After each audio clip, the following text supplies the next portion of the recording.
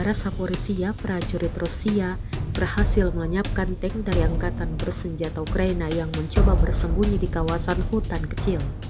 Rekamannya diunggah di Telegram pada Sabtu 29 Maret 2025. Untuk menyelesaikan tugas tersebut, drone FPV digunakan yang memungkinkan target dipukul secara akurat dan efektif bahkan dalam kondisi medan yang sulit, klaim militer Rusia.